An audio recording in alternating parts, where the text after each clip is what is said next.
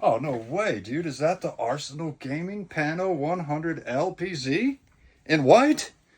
Yeah, dude, so excited to build this one, man.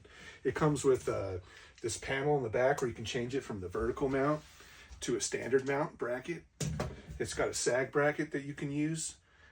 Dude, this thing is absolutely loaded, dude. You can put like 120 millimeter fans or the 140 millimeter fans in this thing. Dude, this thing's gonna make a killer build. I say we use this X870E Edge TI Wi-Fi, dude, with this 5080 Shadow.